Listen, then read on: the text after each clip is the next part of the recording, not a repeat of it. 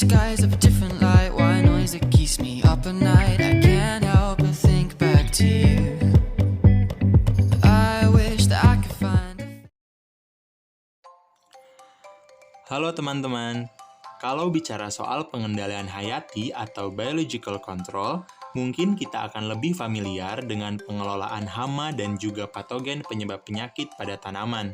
Misalnya saja jamur Befaria bassiana yang merupakan jamur entomopatogen sehingga dapat digunakan untuk mengendalikan hama dari kelompok serangga, misalnya lalat buah. But that's not true for this fruit fly. Its brain has been hijacked by another organism. Atau ada juga jamur Trichoderma sp yang merupakan jamur antagonis pada beberapa spesies jamur patogen, misalnya Fusarium sp. Nah, rupanya teknik pengendalian hayati dapat juga diterapkan pada organisme pengganggu tanaman yang lainnya seperti gulma loh. Misalnya saja pengendalian gulma air Salvinia molesta di Papua Nugini yang berlangsung pada tahun 1984 hingga 1986 dengan menggunakan kumbang moncong dari spesies Critobagus salvinae.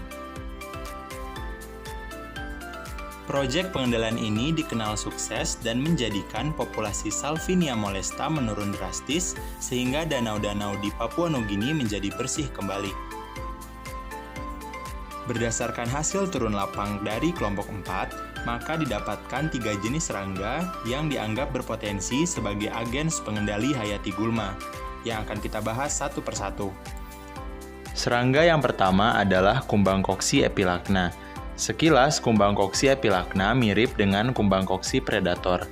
Namun, warna kumbang koksi epilacna cenderung lebih pudar dibanding dengan kumbang koksi predator. Kumbang koksi epilacna ini ditemukan pada gulma dari famili Solanaceae, yaitu Solanum americanum atau rumput ranti. Epilacna menyerang gulma ini pada fase larva dan juga imago. Mereka akan menyerang gulma dengan memakan permukaan daun sebelah bawah. Bila serangan berat akan merusak semua jaringan daun dan tinggal tulang-tulang daun saja. Gejala ini sering disebut juga sebagai skeletonisasi yang akan berakibat pada kematian gulma. Namun perlu diingat bahwa beberapa komoditas penting pertanian seperti kentang, terung, dan tomat merupakan famili Solanaceae, sehingga penggunaan kumbang ini perlu dipertimbangkan secara bijak.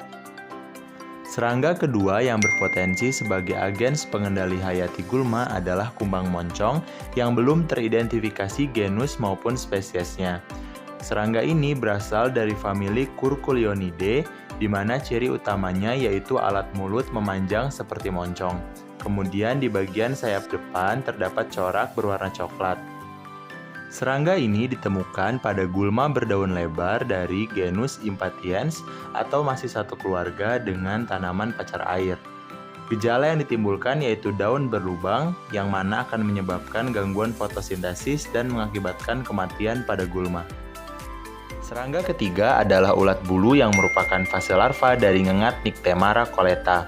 Serangga ini banyak ditemukan pada gulma berdaun lebar, yaitu sintrong atau salintrong. Ngengat dewasa memiliki sayap berwarna hitam dan putih.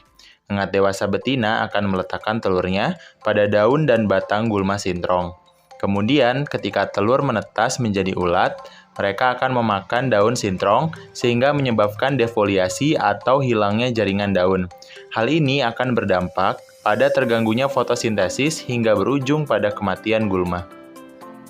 Sifat makannya yang monofagus atau hanya memiliki satu inang menjadikan serangga ini memiliki potensi yang sangat besar untuk dikembangkan sebagai agen pengendali hayati.